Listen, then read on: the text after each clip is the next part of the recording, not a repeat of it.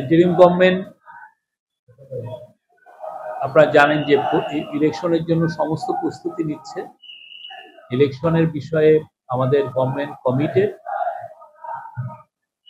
ফেব্রুয়ারির প্রথমার্ধে ইলেকশন হবে, এ বিষয়ে যত ধরনের সংশয় ছিল সব ধুয়ে মুছে চলে গেছে।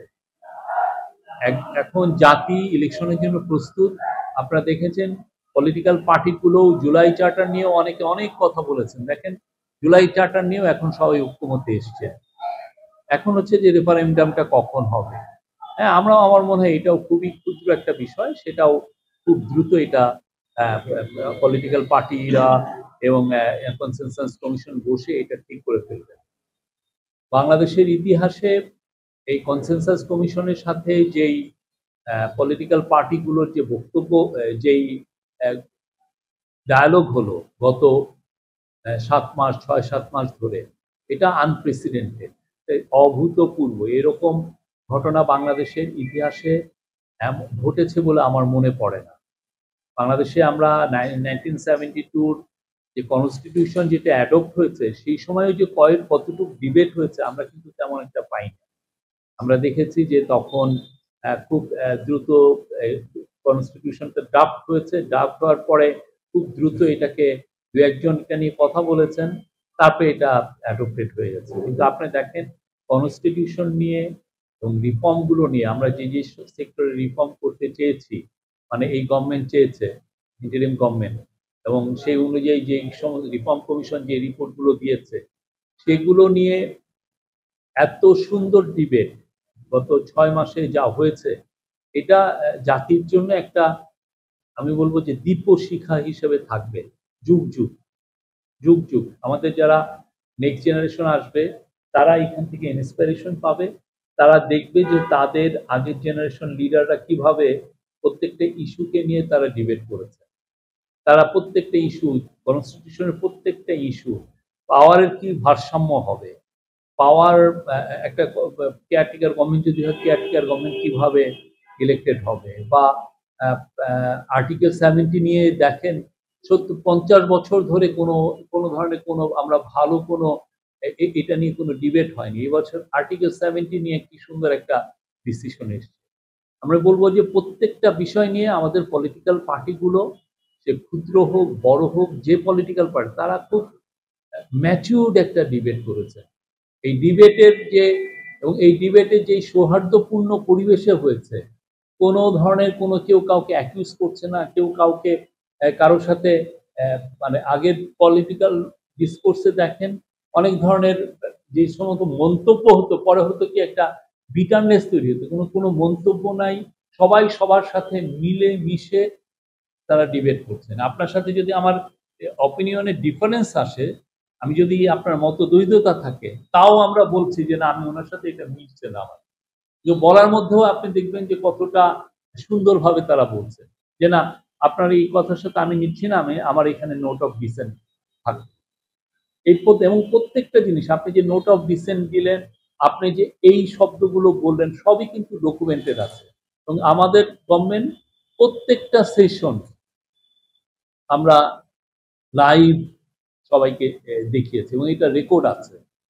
ভবিষ্যতে যারা এটা নিয়ে বই লিখবেন যে বাংলাদেশের পলিটিক্যাল ডিসকোর্স কিরকম হয়, পলিটিক্যাল ডিবেট কি হওয়া উচিত, প্রত্যেকটা বিষয় নিয়ে কিভাবে আমাদের পলিটিক্যাল লিডাররা কিভাবে তাদের অপিনিয়ন দিলেন, এটার জন্য পুরো যে আমি মনে করি যে আমাদের রিসার্চাররা পুরো এই ডিবেটগুলো, ভিডিওগুলো নিয়ে তারা অনেকগুলো বই লেখে। বাংলাদেশের জন্য এগুলো দিক নির্দেশনা হবে ভবিষ্যতের জন্য। কোনো দেশের কনস্টিটিউশনই একবারে সবকিছু আসলে সব পলিটিক্যাল ইস্যু সমাধান করতে পারে না, এটা গ্র্যাজুয়ালি হয়। আপনি নতুন নতুন বছর আসে, নতুন নতুন ডিবেটের জন্ম দেয়, নতুন নতুন ভাবে সেটাকে আবার অ্যাড্রেস করা হয়। কিন্তু এই যে ডিবেটটা হলো, এটার থেকে সবাই ইন্সপিরেশন পাবে। নেক্সট যারা এটা নিয়ে কাজ করবেন তারা বলবে যে না, আমাদের আগের জেনারেশন এই কথাগুলো এইভাবে বলেছে, আমরা দেখি এটাকে কিভাবে এগোতে পারি। এবং আমাদের এই প্রথমবারের মতো কোনো বিদেশি ভাড়া করা কোনো এক্সপার্টকে আনতে হয়নি। আপনি জানেন 90-এর দশকে জিমি কার্টার এসছে, সান মিনিয়ানে এসেছেন, বিদেশিরা এসে অনেক কথা বলেছেন, বড় একজন এসে অনেক ধরনের চাপিয়ে দেওয়ার মতো কথাবার্তা বলেছেন যে এই আপনারা এইটা করেন ওইটা করেন। তারপরে তারাঙ্ক এসছেন, আপনাদের মনে আছে? আপনি দেখেন এবার কোনো বিদেশি কেউ নেই, আমরা আমাদের ডিবেটটা আমরাই করেছি। আমরা কি রকম শাসন তন্ত্র চাই, আমরা কিভাবে আমাদের পাওয়ারের যে অর্গানগুলো এসে তার মধ্যে ভারসাম্য কিভাবে আনতে চাই, সেই বিষয়গুলো তারা অ্যাড্রেস করেছে। এবং এই কারণে আপনি দেখেন যে গত 6 মাসে কোনো ধরনের কোনো স্ট্রিটে কিন্তু কোনো পলিটিক্যাল প্রোটেস্ট নাই। প্রোটেস্ট হয়েছে অন্যান্য বিষয়ে, প্রচুর প্রোটেস্ট হয়েছে, মানে আনপ্রেসিডেন্টেড, বাট এই বিষয়ে তেমন কিন্তু নাই। এবং এর ফলে যেটা হয়েছে যে বাংলাদেশের মানে অনেকে অনেক ধরনের কথা বলেছেন যে না এটা মানে এই কথাবার্তা যা হচ্ছে এটা ভেঙে যাবে, এটা এগোবে না, ইভেনচুয়ালি পলিটিক্যাল পার্টিগুলো তারা অনেক দূরে সরে যাবেন একে অপরের থেকে। তা কিন্তু হয়নি, সবাই একসাথেই ছিলেন, একতাবদ্ধভাবে তারা ডিফারেন্স করছে। আমরা যেরকম একটা আমরা আগে তো, এখন তো না হয় ছোট ফ্যামিলি, এক ছেলে বা এক ছেলে এক মেয়ে বা ঊর্ধ্বে 3 জন। আগে তো আমাদের কি হতো 5, 6, 7 ভাই, আমরা 5 ভাই 1 বোন।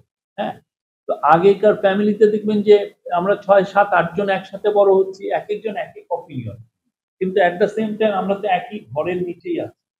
এইবারের ডিবেটটাই এরকম যে একই ঘরের নিচে থেকে এক একজন তাদের অপিনিয়ন দিচ্ছে। আমি বলবো যে এটা খুবই আনপ্রেসিডেন্টেড। এবং আপনারা জানেন 15 তারিখে তো একটা ঘোষণাও এসেছে যে এটা সই হবে। সই হওয়ার পরে আমার মনে হয় যে বাংলাদেশের সমস্ত পলিটিক্যাল পার্টি তারা ইলেকশনের জন্য প্রস্তুতি নেবেন, একদম ভালোভাবে প্রস্তুতি নেবেন। অলরেডি 2-1টা পার্টি আপনারা দেখেছেন যে তারা তাদের ঘোষণা করছে, নমিনেশন ঘোষণা করছে। বাংলাদেশের সুস্থ ধারার পলিটিক্স এর মাধ্যমে নবযাত্রা শুরু।